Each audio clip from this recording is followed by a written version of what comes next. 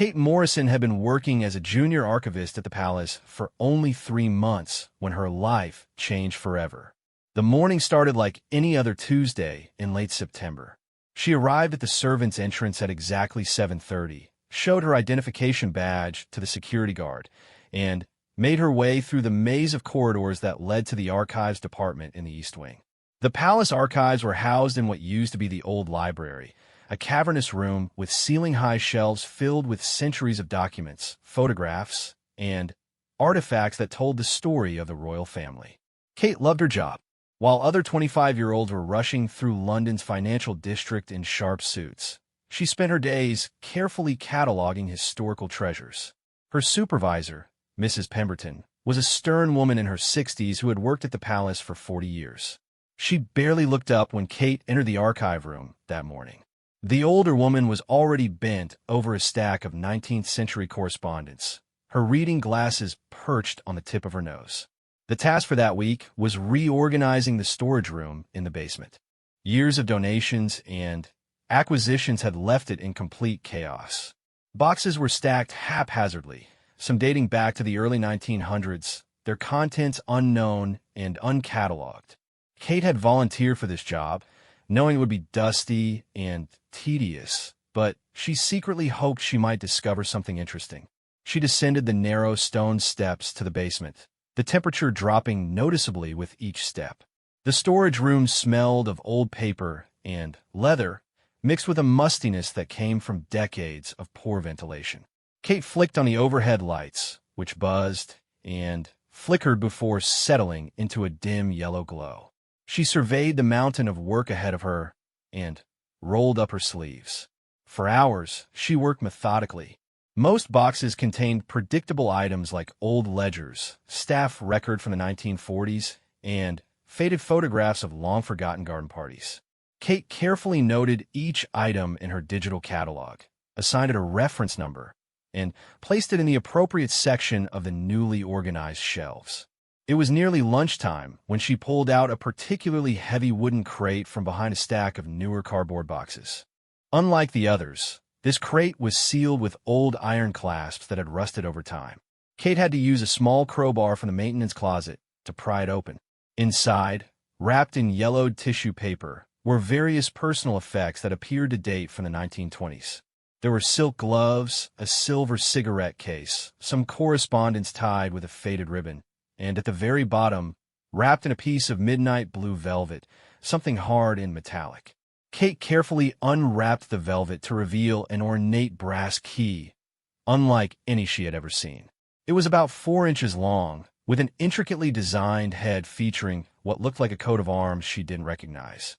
The key's shaft had unusual notches, and small numbers were engraved along its length. Despite its age, the key was in remarkable condition, as if it had been carefully preserved. She turned it over in her hands, feeling its weight. Something about it seemed important, though she couldn't say why. There was no documentation in the crate to indicate what the key opened or who it had belonged to. Kate photographed it from several angles and made detailed notes about its appearance. She was about to place it with the other items when she noticed something else at the bottom of the crate. It was a small leather journal, no bigger than her hand. The journal's pages were brittle with age, and Kate handled them with extreme care. The entries were written in fountain pen, the ink faded, but still legible. The first entry was dated March 15th, 1923. As Kate read, her eyes widened. The journal belonged to someone named Eleanor Ashworth, who appeared to have been a lady's maid in the palace during that time. But it wasn't Eleanor's daily observations about palace life that made Kate's hands tremble as she turned the pages. It was what Eleanor had discovered and documented in secret. According to the journal, Eleanor had stumbled upon information about a hidden room within the palace, a room that supposedly contained documents and items that certain members of the royal household had wanted to keep secret. Eleanor wrote about overhearing whispered conversations, seeing important figures meet in shadowy corners, and gradually piecing together a puzzle that frightened her. The final entry, dated November 2nd, 1923, was brief and ominous. Eleanor wrote that she had hidden the key to the secret room and would never speak of what she knew. She feared for her safety and planned to leave palace service immediately. Kate sat back on her heels, her mind racing. She looked again at the brass key in her hand. Could this be the key Eleanor had written about? And if so, did the secret room still exist somewhere within the palace walls? She knew she should report her discovery immediately to Mrs. Pemberton, but something held her back. The journal entries suggested that whatever Eleanor had discovered had been deliberately hidden. What if reporting it meant the key and journal would disappear into some bureaucratic black hole, their secrets never revealed? She made a decision that would later keep her awake at night. Kate carefully wrapped the key and journal back in a velvet cloth and slipped them into her messenger bag. She continued cataloging the rest of the crate's contents, making no mention of these two items in her digital records. When lunchtime arrived, she climbed back up the stairs, her bag feeling heavier than usual against her hip. Mrs. Pemberton was eating a sandwich at her desk when Kate emerged from the basement. The older woman glanced up briefly. Kate forced herself to appear calm as she reported on her morning's progress, mentioning the various items she had cataloged, but nothing about the key or journal.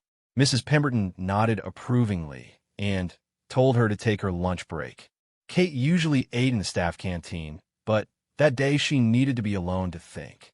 She found a quiet bench in the staff garden, a small green space hidden behind the palace kitchens. As she unwrapped her sandwich, she couldn't shake the feeling that she had crossed a line. Taking items from the archive, even temporarily, went against everything she had been trained to do. But the mystery was too compelling to ignore. That evening, in the privacy of her small flat in Fulham, Kate spread Eleanor's journal pages on her dining table and read them more carefully. Eleanor's handwriting was neat and precise, recording dates, times, and names with the thoroughness of someone building evidence. Several names appeared repeatedly, including Lord Pembroke, who had been the palace's chief financial advisor, and a mysterious figure referred to only as de V, who seemed to be a foreign diplomat. Eleanor described following Lord Pembroke one night when she was returning late from tending to her mistress. She had seen him enter what appeared to be a solid wall in the old wing of the palace, near what was now the Chinese drawing room. She had waited, hidden in an alcove, and watched him emerge an hour later carrying a leather portfolio. Over the following weeks, Eleanor had observed others using the same hidden entrance, always late at night, always when they believed themselves unobserved. The journal contained a rough sketch of the area and what appeared to be instructions for finding the concealed door. Eleanor had written that the key was kept in Lord Pembroke's study, but after overhearing a particularly troubling conversation about eliminating obstacles to the arrangement, she had stolen it. The final entries revealed her growing fear and determination to leave before she became one of those obstacles. Kate researched Eleanor Ashworth online that night, finding only sparse records. She had indeed been employed at the palace from 1921 to 1923, leaving abruptly in November of that year. There was no record of her after that, which wasn't unusual for domestic servants of that era. Lord Pembroke's name yielded more results. He had been a powerful figure in palace administration, managing royal investments and property. He had died in 1925 under what one old newspaper article described as sudden circumstances, though no details were provided. Sleep eluded Kate that night. She lay in bed staring at the ceiling, the key on her nightstand seeming to glow in the darkness. She knew she was probably building a mystery out of what might be nothing more than palace gossip from a century ago. But what if Eleanor had been right? What if there really was a hidden room containing secrets that someone had desperately wanted to keep buried? By morning, Kate had made up her mind. She would investigate Eleanor's claims herself. If she found nothing, she would return the key and journal to the archives with an explanation. But if Eleanor's secret room existed, she needed to know what was inside it. The decision filled her with equal parts excitement and dread as she prepared for another day at the palace, the brass key hidden safely in her bag. The next morning arrived gray and drizzly, typical October weather for London. Kate arrived at the palace earlier than usual, hoping to have some time alone in the archives before Mrs. Pemberton arrived. She needed to research the palace blueprints from the 1920s to better understand Eleanor's sketched map. The architectural records were kept in a separate section of the archives, massive rolled documents that required special handling. Kate spread the relevant blueprints across the large viewing table, weighing down the corners with leather-covered blocks. She found a section showing what was now the Chinese drawing room and compared it to Eleanor's rough sketch. The area had been renovated several times over the decades, but the basic structure remained the same. According to Eleanor's notes, the hidden entrance was behind a panel between two windows on the north wall. She was so absorbed in her research that she didn't hear Mrs. Pemberton enter the room. The older woman's sharp voice made Kate jump. She quickly began rolling up the blueprints, explaining that she was familiarizing herself with the palace layout to better understand the provenance of certain archived items. Mrs. Pemberton seemed to accept this explanation, though her eyes lingered suspiciously on Kate's flushed face. The morning dragged on with routine cataloging work. Kate found it impossible to concentrate, her thoughts constantly returning to the key in her bag and the secret it might unlock. When Mrs. Pemberton left for a meeting with the senior archivist at noon, Kate saw her opportunity. The Chinese drawing room was in a part of the palace that was closed to public tours, but accessible to staff. She could claim she was researching the provenance of some Chinese porcelain if anyone questioned her presence there. Kate's heart pounded as she made her way through the palace corridors. She passed other staff members who nodded in recognition, and she forced herself to walk at a normal pace despite the urge to run. The Chinese drawing room was exactly where the blueprints indicated, behind an ornate door marked private, staff access only. Kate used her staff key card to enter. The room was stunning, with silk wallpaper depicting scenes of ancient Chinese gardens and furniture that looked too precious to touch. Tall windows lined the north wall, just as Eleanor had described. Kate moved slowly along the wall, running her hands over the panels between the windows. They all felt solid, and she began to wonder if she was making a fool of herself. Then, between the third and fourth windows, her fingers found a slight irregularity in the wood. Looking closer, she could see that one panel sat slightly differently than the others, almost imperceptible unless you were searching for it. Her pulse quickened as she pressed along the edges of the panel, looking for a mechanism. According to Eleanor's journal, there should be a hidden latch near the baseboard. Kate knelt down, grateful that she was alone in the room.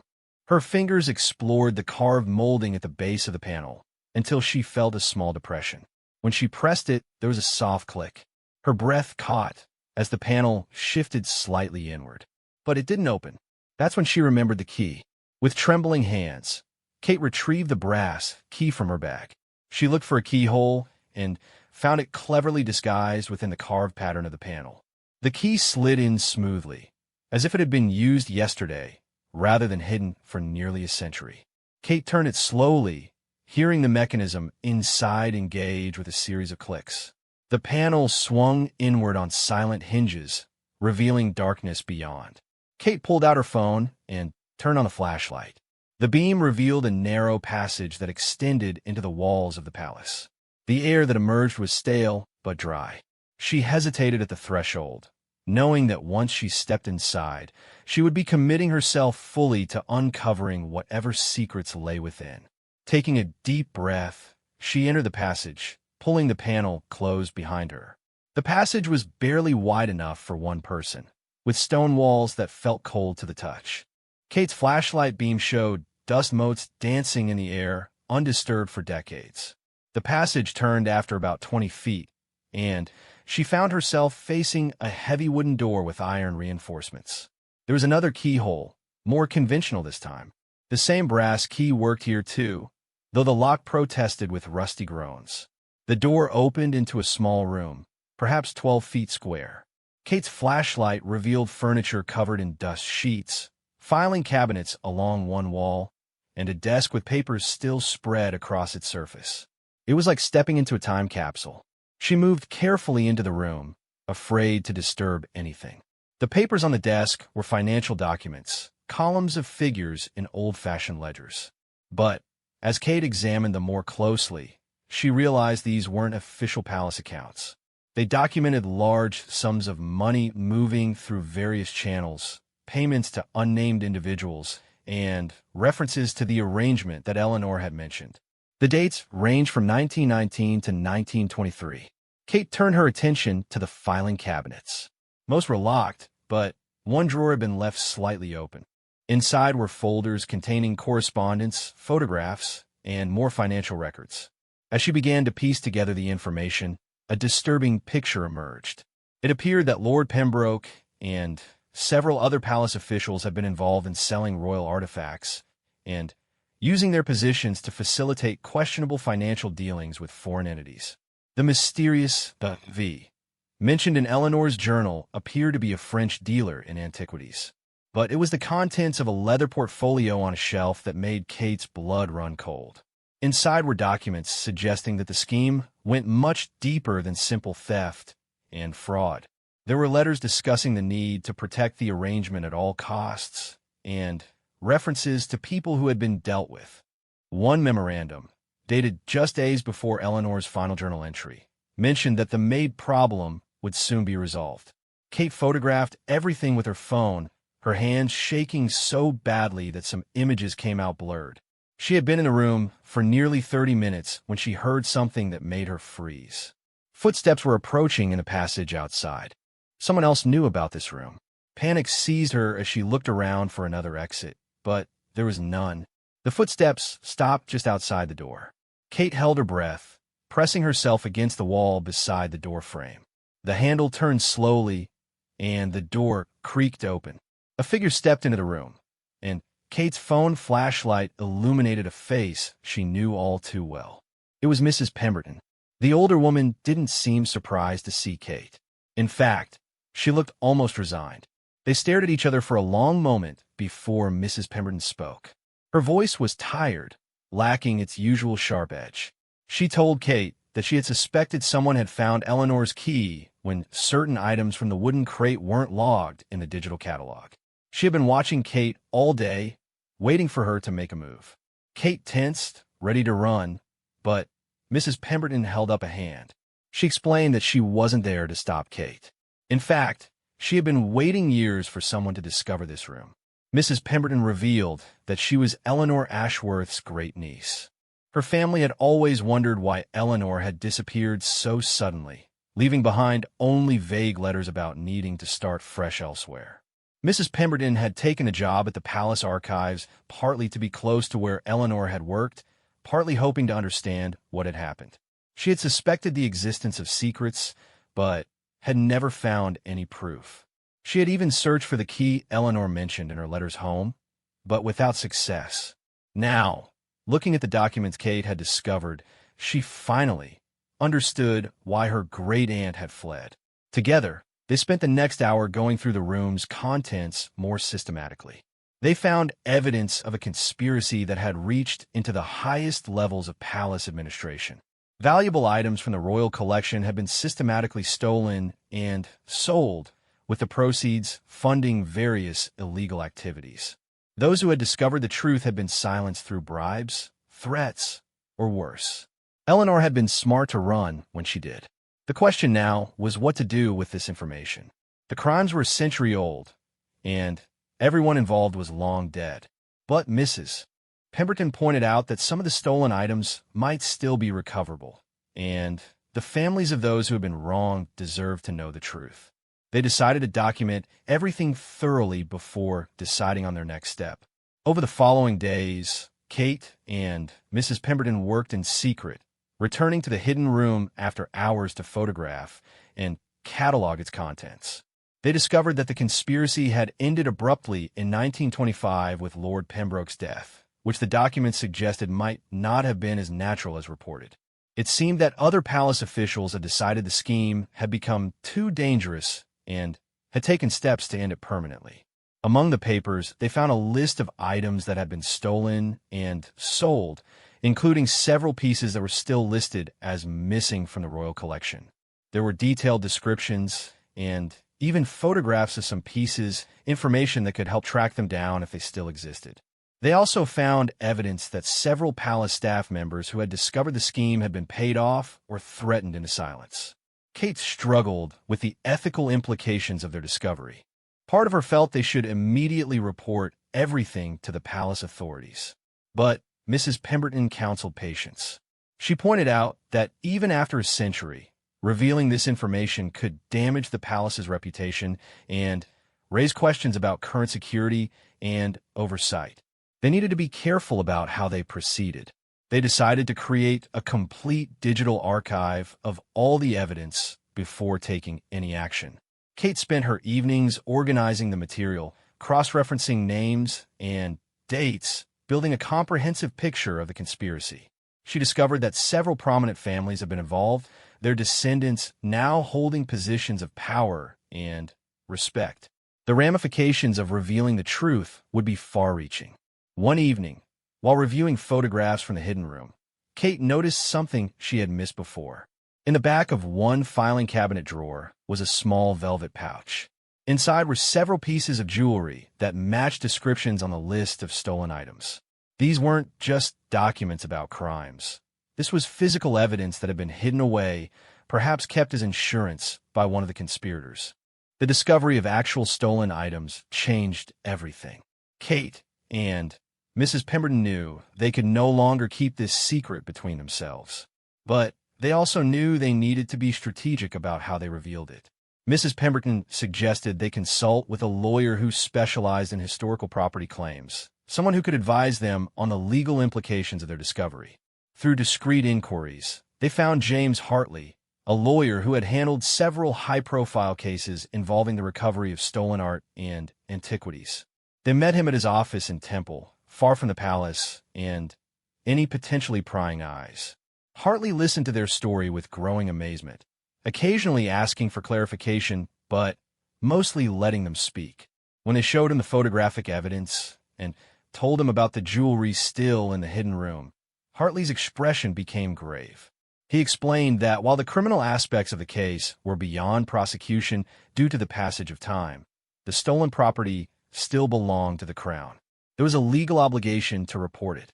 However, he also understood their concerns about how this information might be received and potentially suppressed. Hartley proposed a solution. He would prepare a comprehensive legal report documenting everything, which would be submitted simultaneously to the palace authorities, the police art and antiques unit, and relevant government oversight committees. By involving multiple agencies at once, they could ensure that the matter would be properly investigated and not quietly buried. He also suggested alerting a trusted journalist who could prepare a story about the historical discovery, focusing on the positive aspect of solving a century-old mystery rather than dwelling on the scandal. Kate and Mrs. Pemberton agreed to this approach. Over the next 2 weeks, they worked with Hartley to prepare the report. They made multiple copies of all evidence and deposited them in various secure locations. Kate couldn't help but think of Eleanor, who had been forced to flee rather than expose the truth. Now, a century later, they would finish what she had started. The night before the report was to be submitted, Kate returned to the hidden room one last time. She wanted to retrieve the jewelry to turn over to the authorities. As she carefully placed each piece in evidence bags, she felt a sense of completion. Eleanor's courage in stealing the key and documenting what she knew had preserved evidence that might otherwise have been destroyed. The next morning, Hartley submitted the report to all the agreed-upon parties. Within hours, the palace was buzzing with activity. Senior officials arrived for emergency meetings, and by afternoon, a team from the Art and Antiques unit was examining the hidden room. Kate and Mrs. Pemberton were interviewed separately, their statements carefully recorded. The initial response from palace officials was one of shock and embarrassment, but also gratitude. The current administration recognized that Kate and Mrs. Pemberton had handled the discovery responsibly, giving them the opportunity to manage the situation properly. A full investigation was launched into the stolen items, with hopes of tracking down and recovering pieces that might still be in circulation. The story, when it broke in the press, caused a sensation. The headline "Century-Old Palace Mystery Solved" appeared on front pages across the country. The coverage focused on the detective work of Kate and Mrs. Pemberton, the historical significance of the discovery, and the ongoing efforts to recover stolen artifacts. The darker aspects of the conspiracy were reported, but not sensationalized. Several auction houses and private collectors came forward with items that matched descriptions from the stolen goods list. It turned out that many pieces had been circulating in the legitimate art market for decades, their provenance falsified long ago. The legal process of reclaiming them would be complex, but at least now, there was a chance of recovering part of the royal collection that had been thought lost forever. For Kate, life changed dramatically after the discovery. She was offered a promotion within the palace archives, tasked with conducting a comprehensive security review of the collection. She accepted, knowing that her find had been both a blessing and a burden.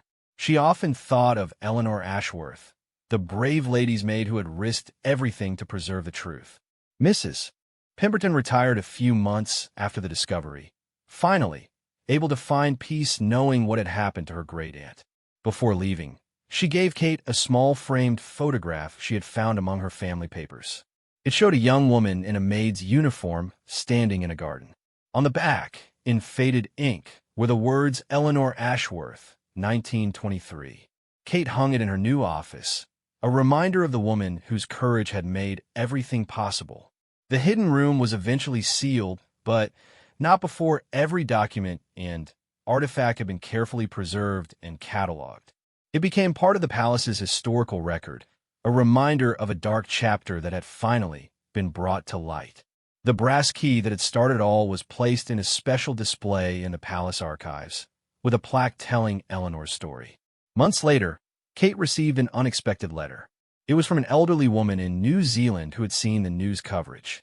She was Eleanor Ashworth's daughter, born in 1924 after Eleanor had fled England and started a new life under a different name. The woman had never known why her mother had left England so suddenly, or why she had always seemed fearful of her past catching up with her. Kate arranged to meet the woman when she visited London. They spent hours talking about Eleanor, sharing what each of them knew. The daughter revealed that Eleanor had lived a quiet life as a seamstress in Auckland, never speaking of her time at the palace except to say that she had seen things that powerful people wanted hidden. She had died in 1987, taking her secrets to the grave, never knowing that the evidence she had preserved would eventually see the light of day. The recovery of the stolen items continued for years. Some pieces were returned to the palace collection, others remained lost, but the effort to track them down had shed new light on the international antiquities trade of the 1920s. Several museums updated their records based on the information uncovered, and new protocols were established for verifying the provenance of royal artifacts. Kate became something of an expert on palace security history, often consulted when questions arose about the collection's past. She wrote a book about the discovery, with proceeds going to a fund for preserving historical archives. But she never forgot that it had all started with a simple wooden crate in a dusty basement, and the courage to follow a mystery wherever it led. The palace itself seemed different to Kate after the discovery. Every room, every corridor held the possibility of secrets waiting to be uncovered. She understood now that institutions, like people, had histories they sometimes prefer to forget. But forgetting, she had learned, was not the same as erasing. The truth had a way of preserving itself, waiting for someone with the courage to bring it to light. As she walked through the palace grounds one evening, Kate reflected on how a single brass key had unlocked not just a hidden room, but a whole chapter of history that had been deliberately concealed. She thought of all the people involved: Lord Pembroke and his conspirators, driven by greed; Eleanor Ashworth, driven by conscience; Mrs. Pemberton, driven by family loyalty; and herself, driven by curiosity. The secret that had shaken the palace to its core was no longer a secret. The conspiracy had been exposed, the stolen items were being recovered, and Eleanor Ashworth's bravery had finally been recognized. Kate understood that she had been merely the catalyst, the person in the right place at the right time with the curiosity to investigate and the courage to act on what she found. Standing in the garden where she had first read Eleanor's journal, Kate felt a sense of completion. The key that had opened so many doors, literal and metaphorical, was now part of history itself, its story told and retold to visitors who came to see the palace archives.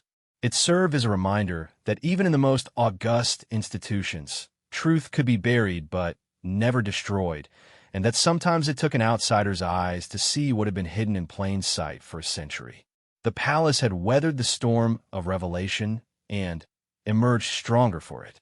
New safeguards were in place. Transparency had replaced secrecy, and the story of Eleanor Ashworth had become part of the institution's narrative.